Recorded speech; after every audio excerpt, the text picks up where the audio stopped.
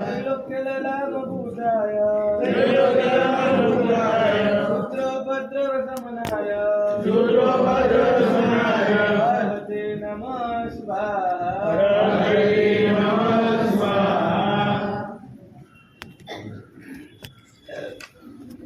श्रीमते वीरनाथाय सनाथाय श्रिया महानंद सरोराज मरारायार्थे नमः। अनंत उपकारी अनंत कल्याण ने करनारा धर्मचक्रवर्ती अहिंद परमात्मा शासन ने जे गया पूर्वाचार्योએ अनेक प्रकारना पर्वोनी આપણી સમક્ષ પ્રસ્તુતિ કરી છે અને એની અંદર દીપાલિકા કલ્પ નામે અનેક શાસ્ત્રોની રચના પણ થઈ છે કે જેમાં સ્પેશિયલ દિવાળીના કલ્પને સારી રીતે ઉદ્ધૃત કરીને એમણે દિવાળીનો મહિમા સમજાવ્યો છે, આ સમયનો મહિમા સમજાવ્યો છે અને એની સાથે સાથે સંકળાયેલા ચરિત્રો, સંકળાયેલી ઘટનાઓ અને ઘટનાના મૂળની અંદર થયેલા જે પણ ભાવો છે એની અંદર ઉતરીને મહાપુરુષોએ આપણને ખૂબ જ સારી રીતે આ પર્વનો અને પર્વના આશયનો મહિમા સમજાય. દરેક પર્વ આપણા ભીતરમાં કંઈક જગાડવા માટે છે, કંઈક યાદ અપાવવા માટે છે, કંઈક સ્મૃતિ કરાવવા માટે છે અને એના માધ્યમે ફરી આપણી ચેતના જાગૃત થાય અને આપણી અંદર ઉત્સાહ પુરાય, આપણી લક્ષ્યની કટિબદ્ધતા ફરી દ્રઢ થાય અને ફરી આપણે આપણા માર્ગ પર પ્રતિષ્ઠિત થઈએ. એને માટે આ પર્વોની વ્યવસ્થા છે.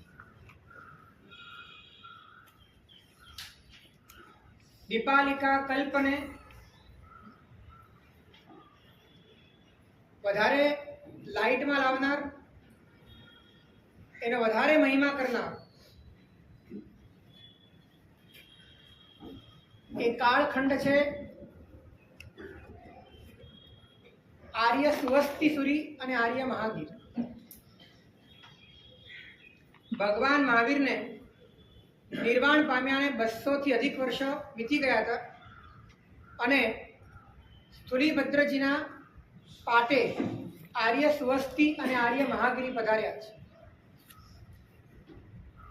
આ બંને આચાર્ય ભગવંતો એની આગળ આર્ય શબ્દ એટલા માટે લાગેલા કેમ કે આ બંનેનો ઉછેર સાધ્વીજી ભગવંતો પાસે થયો.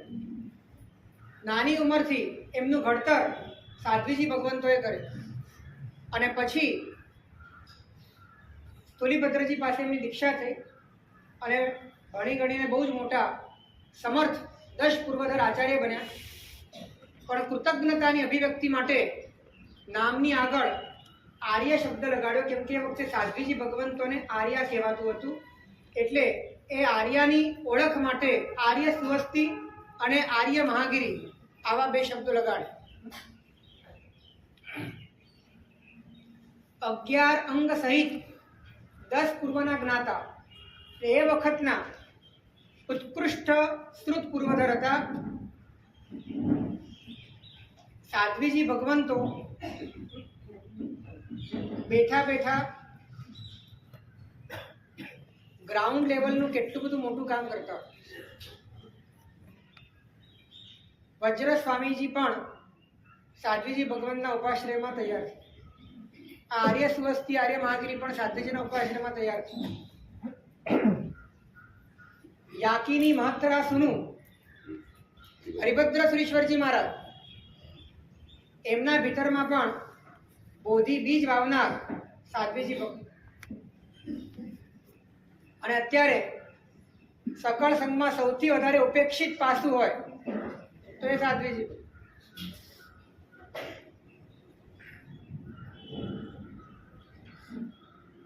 સાધ્વીજીઓની સંખ્યા વધારે અને સાધ્વીજીઓના ઉપાશ્રય નાના. ઇરલામાં પણ એ હાલત છે. નાનકડી કોટડીમાં રહેવાનું, હવા પણ આવે નહીં અને આખા દિવસમાં શાતા પૂછવા પણ કોઈ જાય નહીં. છતાં પણ સંઘ પર વાત્સલ્ય ભાવ રાખીને બધી જ સંઘની અનુકૂળતા મુજબ સાધ્વીજી ભગવંતો પોતાનું કાર્ય નિભાવે. અમારું ચોમાસું જ્યારે અહીંયા નક્કી થવાનું હતું અને બકુલભાઈ વિનંતી કરવા માટે મંડપેશ્વર આવેલા અને જ્યારે ગચ્છાધિપતિશ્રી સાથે વાત થઈ ત્યારે સાહેબે શું વાત કરેલી? સાધ્વીજીનો ઉપાશ્રય થવો છે.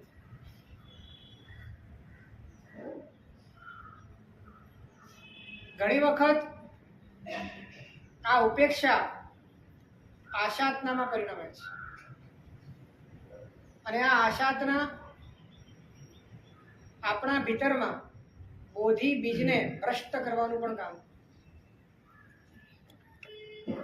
એટલે ચતુર્વિધ સંઘની અંદર શ્રાવક અને શ્રાવિકા કરતા ઊંચું સ્થાન સાધ્વીજી ભગવંતોનું છે અને સાધ્વીજી ભગવંતોનું સ્થાન એ ઊંચું આપણા વ્યવહારમાં, આપણી પ્રસ્તુતિમાં હોવું જોઈએ અને એ રીતની વ્યવસ્થાઓ સંઘે કરવી જોઈએ.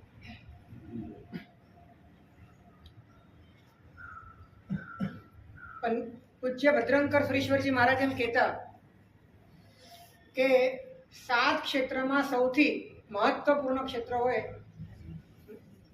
તો એ સાધ્વીજી ભગવંત અને શ્રાવિકા છે. કેમ કે આ બેના માધ્યમે આખું ઘડતર થાય છે, બેના માધ્યમે સંસ્કરણ થાય છે, પરિવાર પણ આખો વળે છે.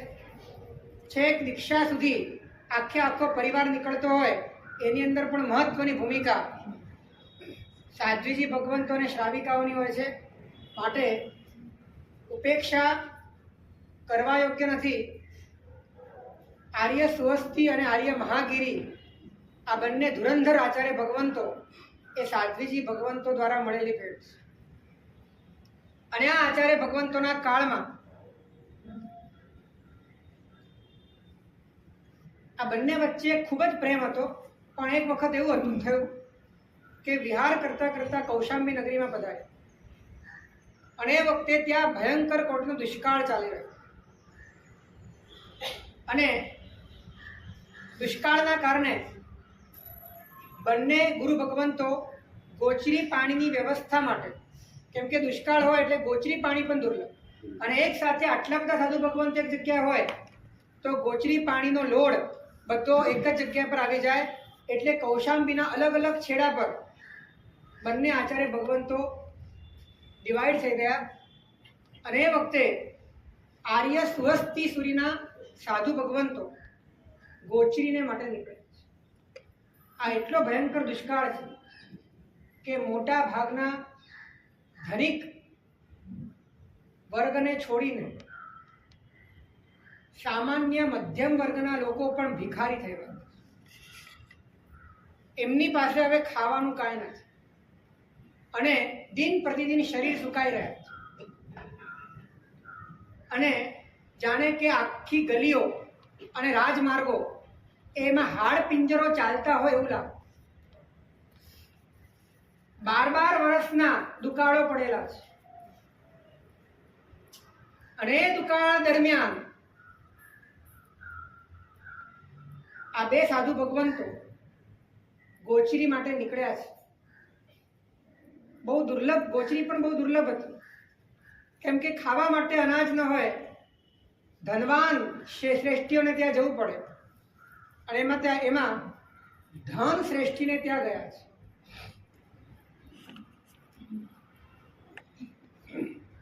અને ધન શ્રેષ્ઠી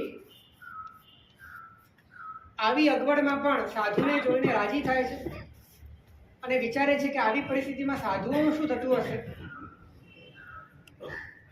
શિકાર ધન એની પાસે છે માટે એને બહુ વાંધો પણ નથી, પરંતુ ગરીબોને, યાચકોને આપી શકવાની એની એક મર્યાદા છે. એટલે બધાને તગેડી મૂકે છે, કાઢી નાખે. સાધુ ભગવંત આવે છે ત્યારે પધારો પધારો પધારો. સાધુ ભગવાન એને ત્યાં પૂરતો લાભ આપે, જોડી ભરાઈ જાય છે અને ત્યાંથી પાછા ફરે છે ત્યારે આંગણા ઉપર ઉભેલો એક ભિખારી એ જુએ છે કે પાત્ર ભરાયેલા છે.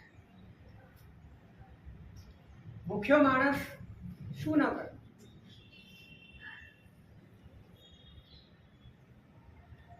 અને એ વખતે શરમ મૂકીને, લાજ મૂકીને જીવવા માટે સાધુઓ પાસે ખાવાની યાચના.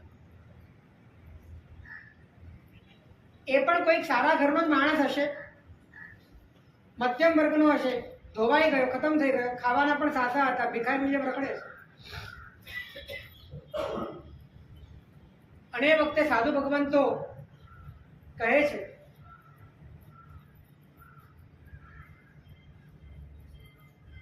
અમારી ભિક્ષા ઉપર અમારો અધિકાર નથી. સાધુની દરેકે દરેક સામગ્રી ઉપર કોનો અધિકાર? ગુરુનો. કદાચ આપણે આને વિપરીત સંજ્ઞામાં બોલી શકીએ કે જેની દરેક સામગ્રી ઉપર ગુરુનો અધિકાર હોય ને એને જ સાધુ.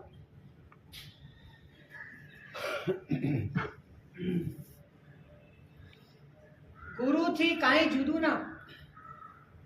પોતાની પાસે જે આવે એ પણ ગુરુનું. પછી એ સચિત હોય કે અચિત હોય,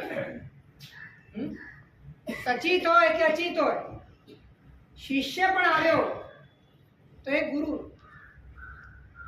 અને ગોચરી પણ આવી તો એ ગુરુ, ભક્ત પણ આવ્યો તો એ ગુરુ, અને કોઈ શાસન પ્રભાવના માટે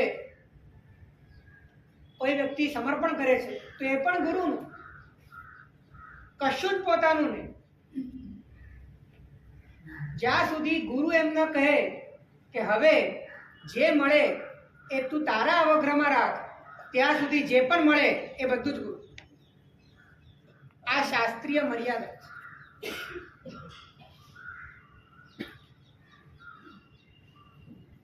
જ્યાં સુધી સંવિઘ્ન અને ગીતાર્થ બનેલો સાધુ, એનો પરિવાર જ્યાં સુધી સાતનો ન થાય, સાત, ત્યાં સુધી એની પાસે જે પણ આવે એની માલિકી ગુરુની છે.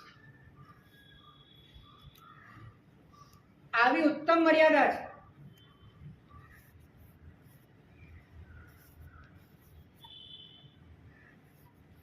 અને ભિખારી વિચારે છે આ સાધુઓએ ના નથી પાડી, એ વિચારવા જેવું છે કે અમે તને ન આપીએ એવી ના નથી પાડી. બાકી ધડ દઈને ના પાડતા સાધુને વારશે. પણ એમણે એટલું જ કહ્યું કે આ ગોચરી ઉપર અમારો અધિકાર. એ સાધુઓ પણ કેવા ગીતાર્થ હશે.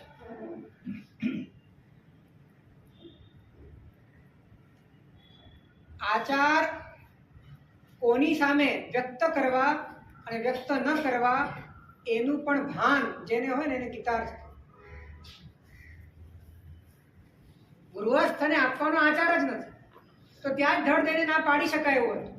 પણ ના પાડવામાં એક તો ક્રૂરતા ઊભી થાય છે, સામેવાળાનું દિલ દુભાય છે, એટલે ડિપ્લોમેટિક આન્સર આપે છે કે આની ઉપર અમારો અધિકાર.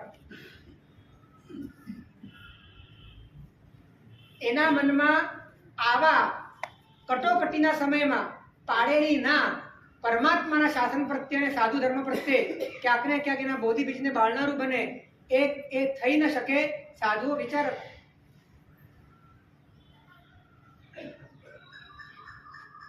અને સાધુઓ તો ચાલ્યા ગયા.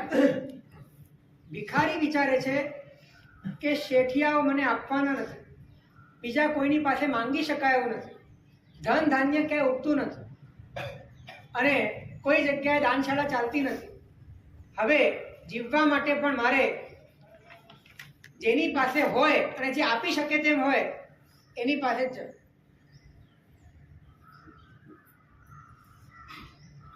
તો એ સાધુઓનો પીછો કરતો કરતો કરતો ઉપાશ્રયમાં પહોંચે. એ વખતે ઉપાશ્રય તો હતા નહીં. ઉપાશ્રય જેવી વ્યવસ્થા જ નહોતી. ઉપાશ્રય તો છેલ્લા 1000-1500 વર્ષની ઘટના છે. પહેલા તો કોઈકની વસ્તીમાં રહેવાની વાત છે, કોઈકના શૂન્ય મકાનોમાં, વખારોમાં, ઉદ્યાનોમાં એવી જગ્યાએ રહેવાની પરંપરા. સાધુ માટે જે બનેલું હોય એ સાધુને ન,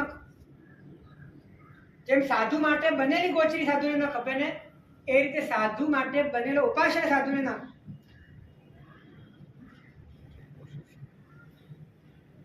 પછી દ્રવ્ય ક્ષેત્ર કાળ ભાવના કારણે પરિસ્થિતિ વિષમ આવી, અને તો પણ એક એવી યત્ન હતી કે પૌષદ શાળા બનતી અને એમાં સાધુ રોકાણ. આ ઈરલા શું છે? ઉપાશ્રય નથી, પૌષદ શાળા છે. સાધુ માટે કોઈ આરંભ સમારંભ નહીં. અને પૌષદ શાળા તો શ્રાવકોની જ હોય. અને શ્રાવકોનું હોય એમાં સાધુનો અધિકાર ના. અને સાધુનો અધિકાર ન હોય માટે કોઈ પણ સ્થાન ઉપર મારાપણાનો અધિકારપણાનો ગચ્છની માત્ર ગચ્છ માટેની આ વ્યવસ્થા છે. એવા પ્રકારની આઇસોલેટેડ કોઈ વ્યવસ્થા ઊભી થઈ ન શકે. આ જૂની વ્યવસ્થા. તો એ સાધુની વસ્તીમાં પહોંચી ગયો. આચાર્ય ભગવંતોને ગોચરી બતાડી અને સાધુઓ ગોચરી બતાડીને ગોચરીના સ્થાન પર ગોચરી મૂકવા ગયા. અને એ વખતે પેલો ભિખારી આચાર્ય ભગવંત અને આચાર્ય ભગવંતને કહે છે કે હું ક્ષુધાતુર છું, પેટમાં જ્વાળા લાગી છે, તમે દીન દયાળુ છો, તમારો દયા ધર્મ છે, અહિંસા તમારો ધર્મ છે, તો તમે મને ખાવાનું આપો. આવી વિનંતી કરે અને સાધુનું હૃદય ન પીગળે. સાધુ તો કેટલો દયાવાન. સાધુ બધાની સામે ગોચરી નથી વાપરતો. એનું એક કારણ આ પણ છે કે સાધુ બહુ દયાળુ હોય. કોઈ માંગે તો ના ન પાડી શકે, અને જો આપે તો ચોરીનું પાપ લાગે. માટે કેમ કે શ્રાવકે જે વરાવ્યું છે એ સાધુ માટે વરાવ્યું છે, અને જો સાધુ બીજાને આપે તો વિશ્વાસઘાત થાય, તો એ પાપ થાય. માટે એને પડદાની અંદર ગોચરી આપો.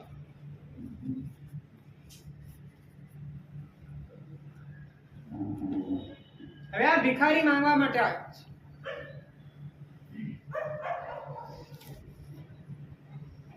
ત્યારે આચાર્ય ભગવાન આર્ય સુવસ્તી સુધી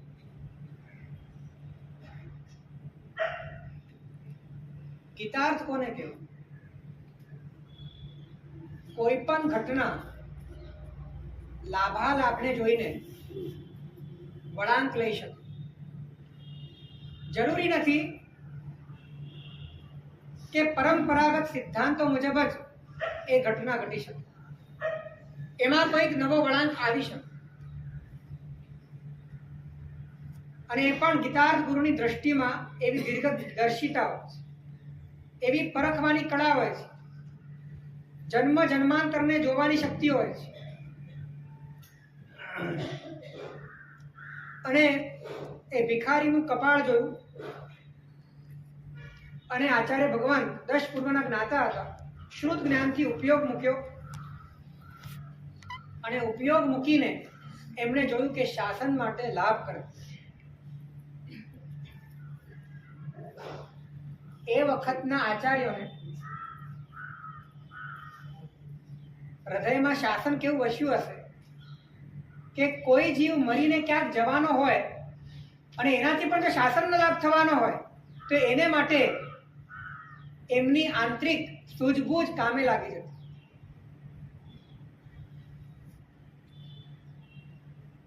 આવું પેરા પ્લાનિંગ જૈન શાસનના આચાર્યો કરી શકે. અને એ પણ કેવળ સર્વ જીવોનું કલ્યાણ કરનાર પરમાત્માના શાસનની રક્ષા. કેમ કે એ વખતનો જે સમય હતો એ બહુ વિચિત્ર સમય.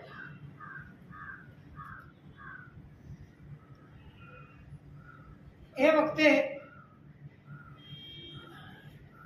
આર્ય સુવસ્તીસુરી અને આર્ય મહાગીરી એમના પહેલા સ્થૂલીભદ્રજી થઈ ગયા. સ્થૂલીભદ્રજીનું આયુષ્ય મોટું હતું, અને એમના પહેલા ભદ્રભાવ સ્વામીજી થઈ. ભદ્રભાવ સ્વામીજીના કાળખંડમાં નંદ રાજાનું રાજ્ય હતું, અને એ જ વખતે ચંદ્રગુપ્ત મૌર્ય એને નંદને હરાવીને મગધની ગાદી ઉપર પોતાનું સ્થાન જમાવ્યું. અને ચંદ્રગુપ્તના કાળખંડમાં જૈન ધર્મની જાઓ જલાલી ખૂબ હતી. આખા ભારતમાં પરમાત્માના શાસનની વિજય પતાકા લહેરાતી. પરંતુ ચંદ્રગુપ્ત ગયા પછી જે વારસદારો આવે એ વારસદારોને એમની પત્નીઓના માધ્યમે એમને જૈન ધર્મથી ચ્યુત કરવામાં અને એ લોકોને બૌદ્ધ ધર્મ તરફ વાળવામાં. પહેલાનો સમય એ હતો કે રાજ્યોના માધ્યમે રાજાના માધ્યમે ધર્મનો પ્રચાર કરવામાં આવે. કેમ કે ધર્મનો પ્રચાર કરવાની અનુજ્ઞા એ રાજા તરફથી મળતી. હવે રાજા જ જો એ ધર્મનો થઈ જાય તો પછી બહુ મોટો પ્રશ્ન રહેતો નથી. અને બીજા ધર્મોને ખદેડવા એ પણ એમને માટે ખૂબ સહેલું થઈ જાય, કેમ કે રાજા છે ધર્મનો. એટલે પરમાત્મા મહાવીરથી લઈને ચંદ્રગુપ્ત સુધીના કાળમાં મોટા ભાગના રાજાઓ જૈન ધર્મથી પ્રભાવિત હતા. આખું આંધ્ર, તામિલનાડુ, કર્ણાટક આ બધામાં જૈન ધર્મની અપૂર્વ સામ્રાજ્યની એક અડીખમ વ્યવસ્થા હતી. અને આ વાત અન્ય દર્શનવાળાને સમજાય કે જો રાજાને પકડી લો તો જ આપણું કામ થઈ શકે. અને એ સ્ટાઇલ બૌદ્ધ ધર્મોએ અપનાવી અને એમને સ્ત્રીઓના માધ્યમે, રાણીઓના માધ્યમે આવનારા રાજાને બદલવાનું કામ. અને પછી સમ્રાટ અશોક થયા અને એને બૌદ્ધ ધર્મનો સ્વીકાર. અને સમ્રાટ અશોકના કાળમાં બૌદ્ધોએ એટલું બધું કન્વર્ઝન કર્યું જૈનોનું જેનો કોઈ હિસાબ. એટલા બધા સ્થાનો પડાવી લીધા જેની કોઈ ગણતરી નથી. એક રીતસરનું આક્રમણ, ભયંકર કોટીનું આક્રમણ હતું. એમ કે રાજા જ્યારે અને અશોક સમ્રાટનું રાજ્ય ચંદ્રગુપ્ત કરતા પણ વિશાળ. ચંદ્રગુપ્તનું રાજ્ય આખો ભારતનો ખંડ અફઘાનિસ્તાન સુધી હતું. એના કરતા પણ વિશાળ સામ્રાજ્ય અશોકે પોતાનું વિસ્તાર્યું હતું. એને પોતાના સામ્રાજ્યના દરેક જગ્યા પર એને જૈનોના સ્થાનને યા તો બૌદ્ધમાં કન્વર્ટ કર્યા યા તો જૈનોના સ્થાનની બાજુમાં બૌદ્ધોના સ્થાન પ્રભાવશાળી રીતે બનાવ્યા. અને એના કારણે અને દરેક જગ્યાએ બૌદ્ધ સાધુઓની પ્રભાવના થાય એવી એને આયોજન કર્યું. મુંબઈમાં પણ જે કનેરી કેવ્સ છે એ પણ એ અશોકના વખતની પણ અમુક છે એની અંદર. એટલે ભારતના દરેક પ્રાંતમાં અશોકે બૌદ્ધ ધર્મનો વ્યાપક પ્રચાર. અને એના કારણે જૈન ધર્મની વસ્તી એ વખતે જૈન ધર્મ, જૈન શબ્દ જ નથી. ધ્યાન રાખજો, જૈન શબ્દ તો બહુ પાછળથી પ્રચલિત થયો. આપણે આપણા મૂળ શબ્દોને છોડીને પણ બહુ મોટી ભૂલો કરી છે.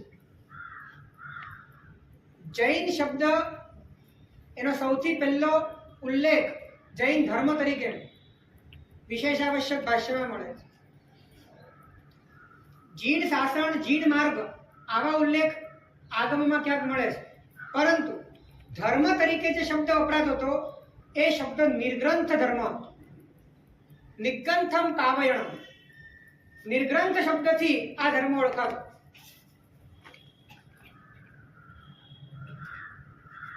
પાછળથી એ જૈન ધર્મ તરીકે આવ્યો.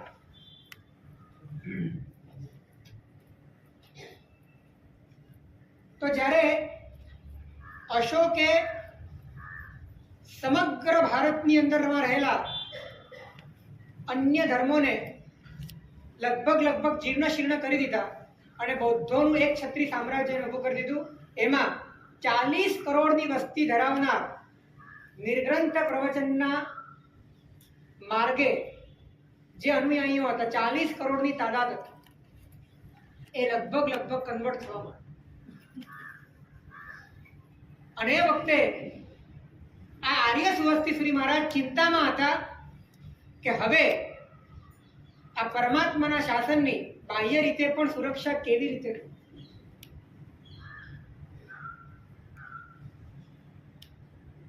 અને એ વખતે એમનો ઉપયોગ આ ભિખારીના લલાટ ઉપર પડ્યો અને એમને જોયું કે આ ભવિષ્યનો રાજકુમાર છે, રાજકુમાર થઈ શકે એવો છે,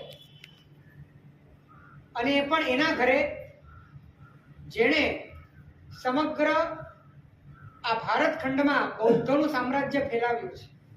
એ જ અશોકની પરંપરામાં આ રાજકુમાર થયો.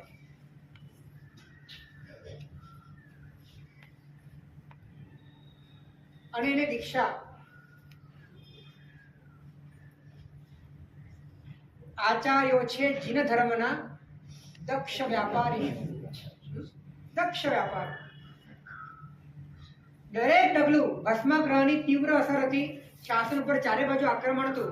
આવા આચાર્ય ભગવંતોએ સૂઝબૂછથી કામ કરીને આપણા સુધી આ શાસન લાવવાનું કામ.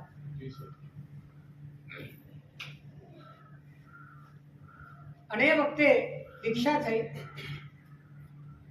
દીક્ષા થયા પછી એટલી બધી કડકડતી ભૂખ હતી. શેને માટે દીક્ષા લીધી? ખાવા માટે. ખાવા માટે દીક્ષા અપાય ને બકુલભાઈ, ખાવા માટે દીક્ષા અપાય ને. અને ખાવા માટે દીક્ષા લેવાય પણ ખરી કે ગીતાર્થ ગુરુના અનુશાસનમાં જે પણ થાય બધું ઉચિત.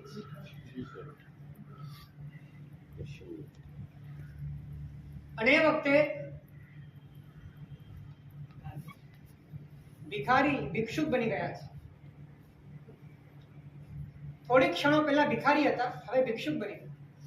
હવે ઉજ્જવળ વેશ શરીર પર આવી ગયો. સામાયિક દંડક ઉચ્ચાવી દીધું છે, સર્વવૃત્તિ ગ્રહણ કરી દીધી છે, મહાવ્રતો લઈ દીધા છે. અને દીક્ષાના પહેલા દિવસે આમ તો ઉપવાસ હોય, દીક્ષાના પહેલા દિવસે આમ તો ઉપવાસ હોય, પણ દીક્ષાના પહેલા દિવસે ખાવા માટે જ્યારે દીક્ષા લીધી છે અને સીધા એમને બોચરી માંડલીમાં પધરાવ્યા. અને દિવસોની ભૂખ હતી, ભાન રહ્યું નહીં અને ખૂબ વાપરી લીધું. અને હોજરી એટલી કોમળ થઈ ગયેલી કે આટલું બધું પચાવી શકે એમ નહોતી, આટલું બધું ગ્રહણ કરી શકે એમ નહોતી. રાતના સમયે પીડા થઈ. રાતના સમયમાં વંદનાર્થે શ્રાવકો આવ્યા છે. જે શ્રાવકો, જે શેઠિયાઓ, જે મોટા મોટા ધનિકો આચાર્ય ભગવાનને વંદન કરવા માટે આવ્યા છે. અને આ એ ધનિકો છે જેણે આ ભિખારીને તગેડી મૂકેલ, આ ભિખારીને તિરસ્કાર કર્યો હતો. અને આજે આ વેદના ઉપડી છે ત્યારે એ જ ધનિકો, એ શ્રાવકો પાસે આવીને શાતા પૂછે છે, કામકાજ પૂછે છે, પગ દબાવે છે, હાથ દબાવે છે, એમની સેવા કરે છે. અને એ વખતે એના હૃદયમાં પરમાત્માના ચારિત્ર ધર્મ પ્રત્યે, ત્યાગ ધર્મ પ્રત્યે, વીર્તિ ધર્મ પ્રત્યે હૃદયમાં અભાવ જાગે છે કે શું આ ધર્મ. એક જ દિવસનું ચારિત્ર, રાતના સમયમાં ભયંકર પીડા થઈ અને કાળ કરીને એ સંપ્રતિ રાજા તરીકે, સંપ્રતિ રાજકુમાર તરીકે ઉત્પન્ન થયો.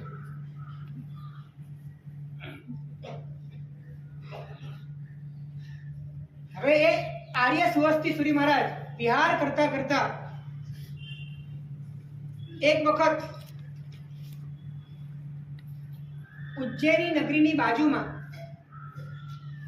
જ્યાં વિદિશા, આજે વિદિશા નામનું એક ગામ છે, એ વખતે એક ફરવાનું સ્થળ હતું. રાજાના રાજમહેલો ત્યાં હતા, ક્રીડાંગણો હતા. અને આપણા જૈનોના પણ ઘણા બધા ઘર હતા. અને ત્યાં જીવિત સ્વામીની પ્રતિમા,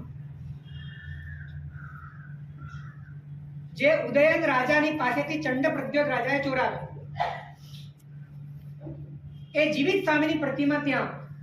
અને એના વંદન કરવા માટે એ વખતના મોટા ધુરંધર આચાર્ય ભગવંતો પણ ખાસ આવતા. અને આર્ય સુવસ્તી સૂર્ય અને આર્ય મહાગિરીજી વંદન કરવા માટે, જીવિત સ્વામીના દર્શન માટે ઉજ્જૈની નગરી તરફ પધાર્યા છે. અને આ વિદિશા નગરીમાં પધાર્યા છે. અને શ્રાવકો પણ ઉમળકાભેર, કેમ કે એ વખતના એકમાત્ર સર્વોપરી, સર્વશ્રેષ્ઠ અને સર્વાધિક શ્રુતને ધારણ કરનારા એવા આર્ય સુવસ્તીશ્વરી અને આર્ય મહાગરી જ્યારે પધાર્યા છે ત્યારે ઉમળકાભેર એમનું સ્વાગત કરવામાં આવે છે અને એમની રથયાત્રા કાઢવામાં આવે છે. એ રથયાત્રા એમની રથયાત્રા નથી, પરમાત્માની રથયાત્રા છે. અને પરમાત્માની રથયાત્રામાં નિશ્રા દાતા આર્ય સુવસ્તીશ્વરી મહારાજ છે પાજીમિત્રોની સુરાવલી સાથે એ રાજમાર્ગ ઉપરથી પસાર થાય છે ત્યારે પોતાના મિત્રોની સાથે ક્રીડા કરનારા સંપ્રતિ મહારાજા આ ધ્વનિ સાંભળે છે અને નજર પડે છે, જુએ છે કે કોઈ સમૂહ આવી રહ્યો છે. જેમ જેમ નજીક આવે છે સાધુનો વેશ જુએ છે અને મનમાં એમને કંઈક થાય છે કે આવું ક્યાંક જોયું છે, આવું ક્યાંક મેં જોયું છે. અને એકદમ નજીક આવે છે અને આર્ય સુવસ્તીશ્વરી મહારાજનું મુખારવિંદ જુએ છે અને 3.5 કરોડ રૂવાડાની અંદર રોમાંચ પ્રગટે છે. કંઈક સંબંધ છે એમની સાથે એ સમજાય છે અને જાતિ સ્મરણ જ્ઞાન થતાની સાથે મૂર્છિત થઈ. આચાર્ય ભગવાન તો પોતે જીવિત સ્વામીના દર્શન કરીને પોતાની વસ્તીમાં પધારી ગયા છે અને આ બાજુ મૂર્છિત થયેલા સંપ્રતિ મહારાજાને જળનો છંટકાવ કરીને એમને ઉભા કર્યા છે. અને તરત સંપ્રતિ મહારાજા કહે છે કે મને એ મહાત્માની પાસે જે હમણાં અહીંથી પસાર થાય. અને રાજપુરુષોએ તપાસ કરી કે મહાત્મા ક્યાં ઉતર્યા છે અને ત્યાં લઈ ગયા, વંદન કર્યા. અને એ વખતે ખૂબ જ વિનયપૂર્વક કહે છે કે તમે મને ધર્મ સંભળાવો. અને આચાર્ય ભગવાન એમને મનુષ્ય ભવની દુર્લભતા, આત્માની સારભૂતતા અને પૂતગલની અસારતા, વિષય કશાના વિપાકો સામાન્યથી સમજાવે. પછી બીજો પ્રશ્ન પૂછે છે આચાર્ય ભગવાનને કે ચારિત્રનું ફળ શું? ત્યારે કહે છે ચારિત્રનું ફળ નિર્જરા છે, નિર્જરાનું ફળ મોક્ષ. પછી ત્રીજો પ્રશ્ન પૂછે છે આચાર્ય ભગવાનને કે અવ્યક્ત સામાયિકનું ફળ શું? અવ્યક્ત સામાયિક એટલે કે હજી ભીતરમાં ચારિત્રના પરિણામ નથી આવ્યા, હજી ચારિત્ર સુધી સમજાતું નથી, પરિણતિ આવી નથી, પણ એને પામવાની યોગ્યતા રુચિ તરીકે અંદરમાં રહેલી છે. અને એવા વખતે જે ચારિત્ર લીધું છે મૂળ દશામાં પણ એક અહોભાવની ભૂમિકા છે. આને અવ્યક્ત ચારિત્ર કહે. આ અવ્યક્ત ચારિત્રનું ફળ છે. અને એ વખતે આચાર્ય ભગવાન તરત કહે છે કે અવ્યક્ત ચારિત્રનું ફળ રાજ્ય છે. અને એ વખતે સંપ્રતિ મહારાજ ચપટી વગાડે છે, સંતોષ થાય છે એમને આચાર્ય ભગવાનના જવાબથી અને પોતાનો પૂર્વભાવ એની સાથેનું સંધાન થાય છે કે એક જ દિવસનું અવ્યક્ત ચારિત્ર મેં પાળ્યું અને એના બદલામાં મને આટલું મોટું સામ્રાજ્ય. એની આંખો એકદમ જળજળિયા આવી જાય છે પોતાના ઉપકારી ગુરુ પ્રત્યે. કેમ કે જો આ દીક્ષા લીધી ન હોત, જો ખાવા માટે પણ દીક્ષા લીધી ન હોત ને આપી ન હોત અને એ ભાવ ના આવ્યા હોત તો કદાચ આર્ત ધ્યાનમાં સબડીને કોઈ તિર્યંત ગતિમાં, કોઈ નરક ગતિમાં ધકેલાઈ જવું પડે. એની જગ્યાએ મારી ઉપર આટલો બધો ઉપકાર કર્યો અને મને આ રાજ્યની પણ પ્રાપ્તિ એમના કારણે થઈ છે એવી અત્યંત કૃતજ્ઞતાનો ભાવ ભીતરમાં પેદા થયો. અને આંખમાં વિનાશ સાથે પૂછે છે કે મહારાજજી તમે મને ઓળખ્યો? અને એ વખતે કે તમને કોણ ન ઓળખે, સમ્રાટ અશોકના પુત્ર સંપ્રતિ છો તમે. પણ સંપ્રતિ મહારાજાને સંતોષ ન થયો. એને ફરી પૂછ્યું કે મહારાજજી તમે મને ઓળખ્યો? અને એ વખતે વિચારે છે કે આ રાજા બીજી વાર પ્રશ્ન પૂછે છે તો કોઈ ગંભીર મામલો છે. અને એ વખતે ફરી પોતે શ્રુત જ્ઞાનનો ઉપયોગ મૂકે છે અને આખી ઘટના આચાર્ય ભગવાનને દેખાય છે. કૌશાંબી નગરીમાં આપણે હતા અને એ વખતે આ ભિખારી તરીકે આવેલો અને એ જીવ મરીને સંપ્રત તરીકે ઉત્પન્ન થયો. અને આચાર્ય ભગવાન એ આખી ઘટનાનું વર્ણન કરે છે. આચાર્ય ભગવાન વર્ણન કરતા જાય છે અને સંપ્રતિની આંખોમાંથી દળદળ આંસુ નીકળે.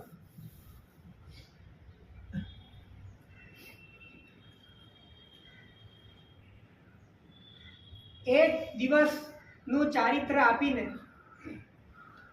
જેને મને દુર્ગતિથી બચાવ્યો અને જેને મને રાજ્ય અપાવ્યું, હવે એ રાજ્ય ઉપર મારો અધિકાર નથી, એ રાજ્ય ઉપર એમનો અધિકાર. નહીં તો હું તો ભિખારી હતો, ખાવા માટે તરસતો હતો. આચાર્ય ભગવંતના પગમાં પડે છે, આંસુઓથી ચરણનું પ્રક્ષાલન કરે છે અને આચાર્ય ભગવાનને કહે છે કે મારી એક વિનંતી તમારે સ્વીકાર કરવાની, એક કાર્ય મારે કરવું છે, એક વિનંતી મારો સ્વીકાર કરો. આચાર્ય ભગવાન કહે છે શેની વિનંતી અને શું? ત્યારે કહે છે કે આ સમસ્ત રાજ્ય હું તમારા ચરણોમાં ધરવા, આજથી આ રાજ્યના માલિક તરીકે હું તમને સ્થાપવા. એ ગયા ભવનો પણ ભિખારી છે અને એને સાધુના આચારોનું પણ હજી પૂરેપૂરું જ્ઞાન નથી. એને તો બસ આટલી જ ઘટના યાદ છે અને એ નિર્ગ્રંથ ભગવંતોને આ સમસ્ત રાજ્યના માલિક બનવા માટેની અંદર પોતે વિનંતી કરે છે, આરજુ કરે છે. એ વખતે કહે છે અમે નિર્ગ્રંથ છીએ. આર્ય સ્વસ્થિતિ કહે છે અમે નિર્ગ્રંથ છીએ, અમને આ બધાનું કોઈ કામ નથી, અમે બધાનો ત્યાગ કર્યો છે. આ બધું તો આરંભ અને સમારંભનું પાપનું કારણ છે, નરકનું કારણ છે. અમે તો એક તણખલું પણ લઈએ તો એના માલિકની રજાથી લે અને કામ પતે એટલે પાછું મૂકી દે. એવા અમારા નિસંગી જીવનમાં આ રાજ્યના ભારની સાથે કોઈ લેવા દેવા નથી, કોઈ સંબંધ નથી. અને એ વખતે ખૂબ જ અંદરથી દુઃખી થાય છે કે તમે મારી વાતનો સ્વીકાર કેમ નથી કરતા. ત્યારે સાધુ ભગવંતોના આચાર સમજાવે છે, સાધુ ભગવંતના જીવનનો ઉદ્દેશ્ય સમજાવે છે અને કહે છે કે તારે તારી કૃતજ્ઞતા સારી રીતે નિભાવી હોય તો તું પરમાત્માના શાસનનો, નિર્ગ્રંથ પ્રવચનનો, જૈન ધર્મનો આ સમગ્ર વિશ્વની અંદર જય જયકાર. અનેક લોકોને બોધિ બીજ પમાડવાનું કાર્ય એને માટે તો દીક્ષા આપે. આચાર્ય ભગવંતે દીક્ષા એના માટે આપી હતી, એ કાર્ય હવે થઈ રહ્યું છે.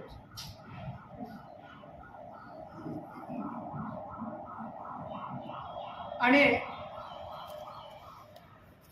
આ બધું જ કાર્ય કરાવતા પહેલા આચાર્ય ભગવંત એને તાત્વિક રીતે પરમાત્માનું શાસન સમજાવવા માંગે.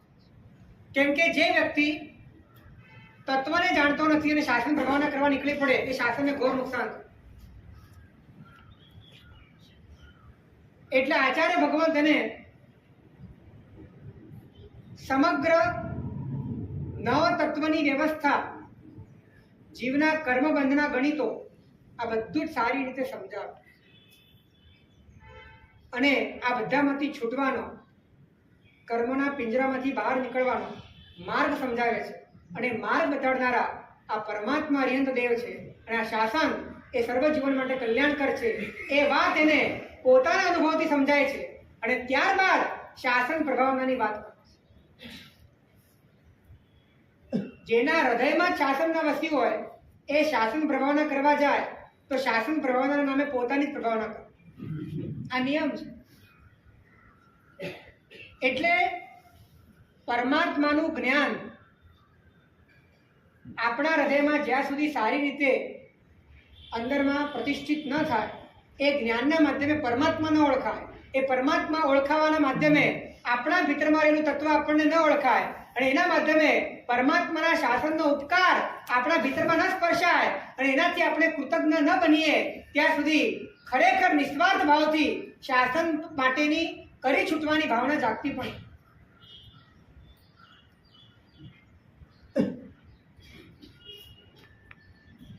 સંપ્રતિ મહારાજા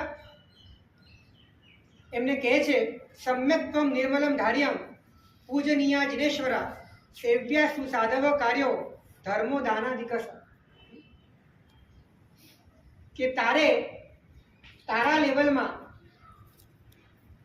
સતત જાગૃતિ ટકાવવા માટે નિર્મળ સમ્યક્ત્વ ધારણ કરો.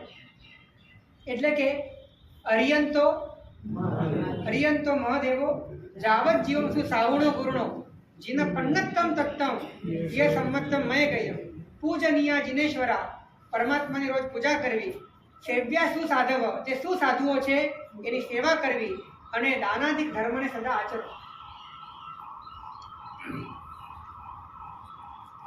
આ રીતે સારી રીતે શિક્ષણ આપીને અણુવ્રત, ગુણવ્રત અને શિક્ષાવ્રત યુક્ત એને શ્રાવક બનાવ્યું. શાસન પ્રભાવક બનાવતા પહેલા એને આરાધક બનાવવો પડે. આરાધક બનાવ્યા વગર કોઈને શાસન પ્રભાવક બનાવી દો તો બહુ ખતરનાક કામ.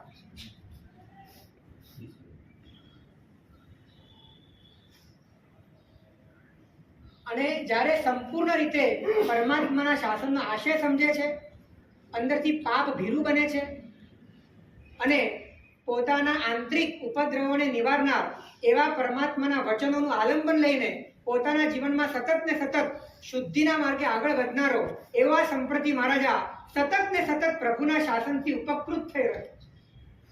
અને ત્યારે દરેક દિવસે દરેક પળે એને પોતાના ગુરુ મહારાજ અને પોતાના ગુરુ મહારાજ જે પરંપરામાં છે, જે ધારામાં છે, એ આર્હત પ્રવચનની, એ નિર્ગ્રંથ પ્રવચનની ધારા પ્રત્યે અંદરમાં એનો દિવસે દિવસે અભાવ વધતો જાય છે.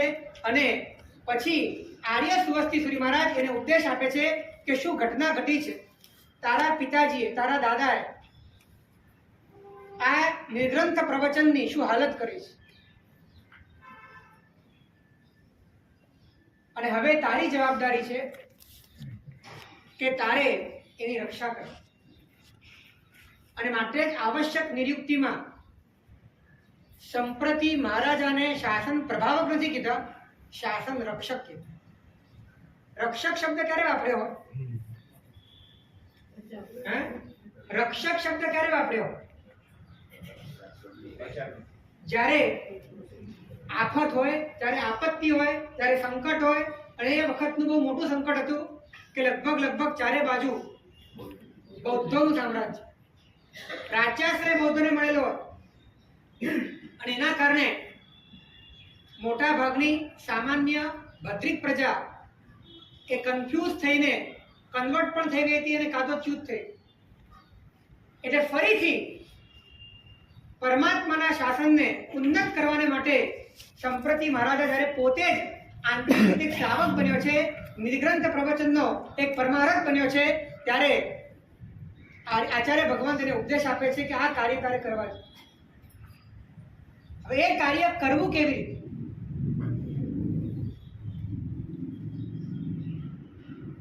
આજથી દિવાળીના પ્રવચનો છે. દિવાળીના પ્રવચનોમાં સમય થોડો વધારે જોઈશે. એટલે હજી 15 મિનિટ ચલાવીએ ને, કેમ કે ઘણો બધો ઇતિહાસ તમને ખબર પણ નથી અને ઇતિહાસના ગર્ભમાં રહેલી જે શાસન દાજની વાતો છે અને આચાર્ય ભગવંતોની અને એ વખતના શ્રાવકોની જે પોતાના ભીતરથી કરેલી આ મહા મહેનતો છે, એમને જે ભોગ આપ્યો છે એને આપણે એમની રીતે નથી મૂલવી શક્યા. આપણે આપણી રીતે મૂલવી ને માત્ર એક સામાન્ય રીતેનો પરિચય લીધો છે. ખરેખર એ વખતની સમસ્યાઓ શું હતી અને એમને શા માટે આ કર્યું, કેટલા પ્લાનિંગ સાથે કામ કર્યું છે. તમને એટલી જ ખબર છે કે સંપ્રતિ મહારાજાએ કેટલા દેરાસરો બંધાવ્યા? 1.25 લાખ. અને મૂર્તિઓ કેટલી બનાવી? 1.25 કરોડ. પણ આ 1.25 લાખ દેરાસરો માત્ર ભક્તિથી બાંધ્યા નથી, આયોજન પૂર્વક બાંધ્યા છે, પ્લાનિંગ પૂર્વક બાંધ્યા છે. જ્યાં જ્યાં જૈન ધર્મનો વિચ્છેદ થયો હતો ત્યાં ફરીથી જૈન ધર્મની ઉન્નતિ થાય અને સ્થાન સ્થાપી શકાય એટલા માટે ખૂબ જ પ્લાનિંગ પૂર્વક, ખૂબ જ પદ્ધતિસર એમણે આયોજન કર્યું હતું. અને ભારતના વિશાળ ભૂમિખંડમાં અને ભારતની બહાર પણ જ્યાં જ્યાં જેટલું પણ ફેલાવી શકાય દરેક જગ્યાએ એમને આ પ્રયત્ન કર્યો. અને ત્યાં સુધીનો પ્રયત્ન કે જ્યાં સાધુઓ ન જઈ શકે ત્યાં બનાવટી સાધુઓને પણ મોકલીને જૈન ધર્મનો પ્રચાર કર્યો. કોઈ પણ કસર છોડી નથી.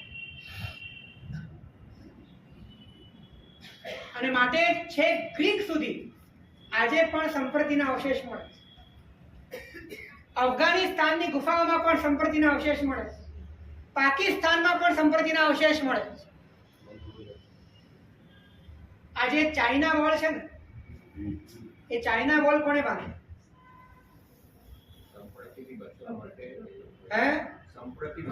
સંપ્રતિ મહારાજાથી બચવા માટે એ લોકોએ બાંધ્યો. કેમ કે સંપ્રતિ મહારાજા યુદ્ધમાં એટલા ભયંકર હતા, એટલા બધા કુશળ હતા, એમની તીરંદાજી અને એમના વ્યૂ એટલા બધા ખતરનાક હતા કે જે મ્લેચ્છ રાજાઓ ભારતમાં આવવા માંગતા હતા એ બધાને એમને દૂર ખદેડી દીધા હતા. અને એટલો ભયંકર ભય આપી ગયો હતો કે એમને છેલ્લે દિવાલ બનાવી. એ આ સંપ્રતિ મહારાજા કેવળ પરમાત્માના નિર્ગ્રંથ પ્રવચનની જાહોજલાલી માટે, ફરી પુનરુત્થાન માટે અત્યંત પ્લાનિંગ પૂર્વક, અત્યંત આયોજન પૂર્વક એમણે 1.25 લાખ જિનાલય. અને આયોજન કેવું? દેરાસર બનાવવા માટે દેરાસર નથી બનાવ્યા, દેરાસરના માધ્યમે જૈનો બને એ માટે દેરાસર. અત્યારે એવું છે, જૈનો ઓછા થઈ રહ્યા છે, દેરાસર વધી રહ્યા છે. એટલે દેરાસર બનાવવાનો જાણે કે કોઈ ઉદ્દેશ જ નથી. એમની પાસે ઉદ્દેશ્ય હતો પ્રવચનની પ્રભાવના. એમની પાસે ઉદ્દેશ્ય હતો લોકોને ધર્મમાં વાળવાનો. એમની પાસે ઉદ્દેશ્ય હતો પરમાત્માના શાસનને વિસ્તારવા. અને એની પાસે આયોજન હતું, એમની પાસે દ્રષ્ટિ હતી. ત્યાં સુધીના ઉલ્લેખો મળે છે કે સંપ્રતિ મહારાજા કઈ રીતે એમના પોતાના સમયગાળામાં, એમના જીવન દરમિયાન કઈ રીતે સંપૂર્ણપણે બૌદ્ધોએ કરેલું ધોવાણ પાછું એ કેશ થઈ શકે એને માટે એમને મોટા મોટા બીજા અન્ય આચાર્ય ભગવંતોને ઉજ્જૈન નગરીમાં બોલાવ્યા અને બધા પાસેથી એમને માર્ગદર્શન લીધું. એ વખતે મારવાડમાં વિચરનારા રત્નપ્રભશ્રી મહારાજ એમને પણ ઉજ્જૈનમાં બોલાવ્યા. અને ઉજ્જૈનમાં બોલાવીને, કેમ કે રત્નપ્રભશ્રી મહારાજ પોતે પાર્શ્વનાથની પરંપરાના સાધુ હતા. મહાવીરની પરંપરા પણ એ વખતે ચાલતી હતી અને પાર્શ્વનાથની પરંપરા પણ ચાલતી હતી. પણ એ પરંપરાના સાધુઓ ગણાતા હતા મહાવીરના શાસનમાં, પણ એમની જે ગુરુ પરંપરા હતી એ પાર્શ્વનાથ સંપ્રદાયની. એ રત્નપ્રભશ્રી મહારાજ એમની પાસે પ્રચાર તંત્રની કુશળતા બહુ સારી હતી કે જૈન ધર્મનો પ્રચાર કેવી રીતે કરવો અને સામાન્ય નાગરિકને જૈન ધર્મમાં કેવી રીતે વાળવા, કોઈ પણ જાતના પ્રલોભન વગર, માત્ર ઉપદેશથી, માત્ર સમજાવટથી લોકોના હૃદયમાં પરમાત્માનું શાસન કેવી રીતે વસે અને લાખોના વસ્તીઓ અને હજારોના હજારો ગામડાઓ કઈ રીતે જૈન ધર્મમાં કન્વર્ટ થઈ શકે એનું અદ્ભુત પ્લાનિંગ કરવા માટે રત્નપ્રભશ્રી મહારાજને છેક મારવાડથી સંપ્રતિ મહારાજે બોલાવ્યા. આવી રીતે દરેક આચાર્યોને બોલાવીને અદ્ભુત પ્લાનિંગ.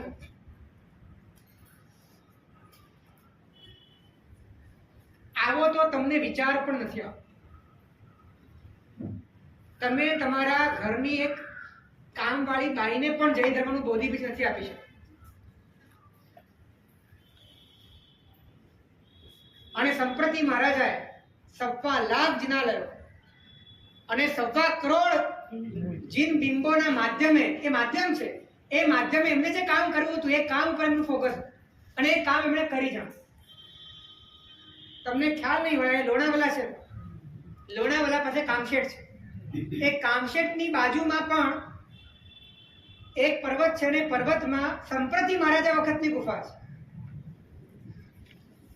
એ વખતે આ મરાઠા વિસ્તાર કહેવાય, આ બધો આમ અનાર્ય જેવો વિસ્તાર કહેવાય, એવા વિસ્તારમાં પણ એમને બાકી નથી રાખ્યું. જ્યાં જ્યાં બૌદ્ધો પહોંચ્યા ત્યાં બધે સંપ્રતિ પહોંચ્યા. અને જ્યાં જ્યાં સાધુ ન પહોંચી શક્યા ત્યાં બધે જ એમને સાધુના વેશને ધારણ કરનારા બનાવટી સાધુઓને મોકલીને પણ ધર્મનો પ્રચાર કર્યો. આ સંપ્રતિ મહારાજાના સુકૃતો અહીંયા લખ્યા છે કે સંપ્રતિ મહારાજા ત્રિકાળ પરમાત્માની પૂજા કરતા. ત્રણેય કાળ પરમાત્માની પૂજા એટલે ખબર છે ને? સવારે શું હોય?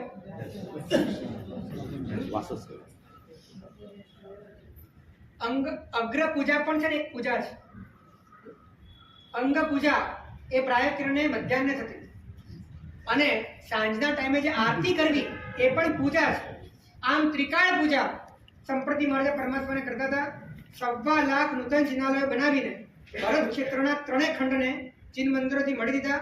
1.25 કરોડ ચિન્હબિંબો ભરાવ્યા, 95,000 પંચધાતુના બિંબો ભરાવ્યા, 13,000 ચિનાલયોનો જીર્ણોદ્ધાર કર્યા, 700 દાનશાળાઓ ખોલી, અનાર્ય દેશના રાજાઓને જૈન ધર્મમાં રપ્ત કર્યા, અનાર્ય દેશની ભૂમિ ઉપર જૈન સાધુઓ વિચરી શકે તે માટેનો પ્રયત્ન કરીને એને વિહાર યોગ્ય ભૂમિ બનાવી. એટલે બનાવટી સાધુઓને મોકલ્યા, એ મોકલાવીને પ્રજાને ઘડી કે સાધુઓ સાથે વ્યવહાર કેવો કરવાનો એ આખું બતાડ્યું. પછી જે ઓરિજિનલ સાધુઓ હતા એમને ત્યાં પ્રવેશ આપ્યો. પછી પોતાના સામંત રાજાઓને સાધુ ભગવંતની પાસે લાવીને એમને ધર્મી બનાવે. એટલે પોતે એકલો ધર્મી હોય અને મંત્રીઓ ધર્મી ના હોય તો મજા ના આવે. એટલે જેટલા મંત્રીઓ હતા, જેટલા પોતાની નીચેના મંડળમાં હતા, બધાને સાધુ ભગવાન પાસે લાવીને એમના મનને પણ જૈન ધર્મમાં અનુરક્ત કરવાનો પ્રયત્ન. સાધર્મિકોની સુંદર ભક્તિ કરી, વિવિધ રથયાત્રાનું આયોજન કર્યું અને પ્રભુના મોટા મોટા મહોત્સવો કર્યા, શ્રી સંઘનું સન્માન કર્યું, ગરીબોને ખૂબ દાન આપ્યું અને જીવદયાનું ખૂબ પાલન કર્યું અને કરાવ્યું. આ પ્રમાણે સમ્યક દર્શનને નિર્મળ કરતા, શ્રાવક જીવનનું જીવન જીવતા, જૈન શાસનની રક્ષા કરતા એવા સંપ્રતિ મહારાજા અવારનવાર આર્ય સુવસ્તી શ્રીમાન પાસે જતા અને સમાધાન મેળવતા. અનેક પ્રકારના એમના મનમાં પ્રશ્નો થતા, જિજ્ઞાસા થતી અને આર્ય સુવસ્તી શ્રીમાન એમનું સમાધાન આપતા. અને એક દિવસની વાત એ છે કે એમને આચાર્ય ભગવાનને કહ્યું કે ઘણા સમયથી એક પ્રશ્ન મારા મનમાં ઘૂંટાય છે. ત્યારે આચાર્ય ભગવાનને કહ્યું કે જે પ્રશ્નો હોય તો તમે જણાવો. તો કહે છે કે પર્યુષણ આદિ પર્વો માત્ર જૈનોમાં પ્રસિદ્ધ છે, જ્યારે દીપાલિકા પર્વ એ લોક અને લોકોત્તર શાસનમાં જૈન અને જૈનેતરમાં બધે જ પ્રસિદ્ધ છે. દરેક જગ્યાએ કોમન રીતે દીપાલિકા પર્વનું મહત્વ છે. એનું શું કારણ? વળી આ પર્વના દિવસોમાં લોકો એકબીજાને પ્રણામ કરે છે, લોકો નવા વસ્ત્રો પહેરે છે, મૂલ્યવાન આભૂષણો પરિધાન કરે છે, મિષ્ટાન્ન દ્રવ્યોનું ભોજન કરે છે, ઘર દુકાનને સુશોભિત કરે છે, બળદ વગેરે પશુઓના શિંગડા રંગે છે, પશુઓને શણગારે છે, વૃક્ષોને હાર ચડાવે છે. આ દિવસોમાં બધા ખુશખુશાલ થાય છે, એકબીજાને ભેટે છે. આની પાછળનું કારણ શું? અને સંપ્રતિ મહારાજના પ્રશ્નનો જવાબ આપતા આર્ય સુવસ્તી શ્રી મહારાજે શા માટે આ પર્વનો મહિમા લોક અને લોકોત્તર શાસનમાં વધ્યો એનું કારણ કહેતા એમને દીપાલિકા કલ્પ નામે વ્યાખ્યાન. અને રાજા સંપ્રતિ એ સાંભળીને ખૂબ જ અંદરથી પ્રસન્ન થયા અને એ દીપાલિકા કલ્પના પ્રારંભમાં આર્ય સુવસ્તી શ્રી મહારાજે પરમાત્મા મહાવીર દેવનું ચરિત્ર ખૂબ સારી રીતે વર્ણવ્યું અને એની ઘણી બધી ઘટનાઓ એમને કહીને અંતે નિર્વાણની વાત કરીને નિર્વાણની સાથે દીપાલિકા કલ્પનું કઈ રીતે સંબંધ છે એ સંબંધ એમને બતાડ્યો. અને એ સિવાય પરમાત્મા મહાવીર થયા એ પૂર્વે પણ દીપાલિકા કલ્પ હતો. તે કઈ રીતે હતો, શા કારણે હતો, એની ઉત્પત્તિ ક્યારથી થઈ હતી, એ બધી જ વાતો આગળ આવશે. દીપાલિકા કલ્પ પરમાત્મા પાર્શ્વનાથ ભગવાન વખતે પણ હતો, પરમાત્મા નેમિનાથ ભગવાન વખતે પણ હતો. લગભગ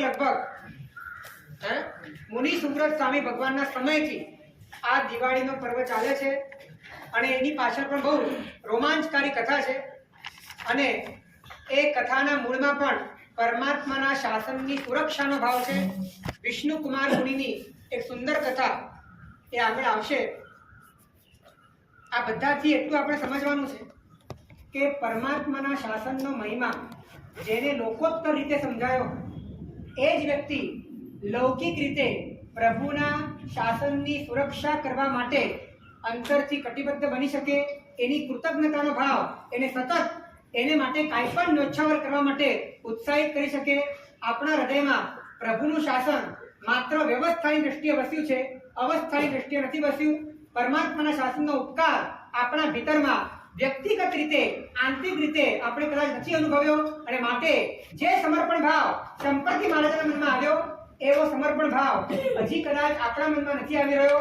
આપણે પણ જો પ્રભુ શાસનના સાચા સેવક બનવું છે, સેનાની બનવું છે, શાસન રક્ષક બનવું છે, શાસન માટે કંઈક કરી છૂટવું છે, તો સૌથી પહેલા પરમાત્માના શાસનનો સ્પર્શ આપણા ભીતરમાં થાય અને ભીતરમાં થાય એ માટે પ્રભુના શાસનને, પ્રભુના શાસનના મહિમાને, પ્રભુના શાસનના તત્વોને યથાર્થ રીતે જાણીને પરમાત્મા આપણને જે આંતરિક રીતે આત્માના વિકાસનો ક્રમ બતાડે છે એ ક્રમમાં આપણે ઉદ્યત બનીએ અને ઉદ્યત બનીને આપણે ઉપકૃત બનીએ અને ઉપકૃત બનીને આપણે કૃતજ્ઞ બનીએ એવી શુભેચ્છા. એના આગળ વિરુદ્ધ કંઈ પણ બધા કરો.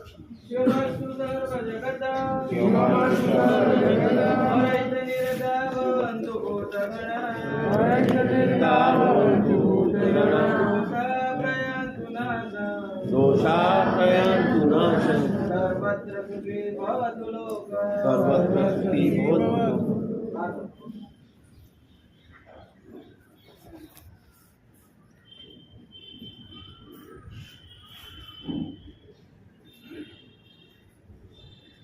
જે પર્વમાં એક છઠ્ઠ કરવાનું ફળ 1 લાખ કરોડ છઠ્ઠનું ફળ આપે છે. 1 લાખ છઠ્ઠનું નહીં, 1 લાખ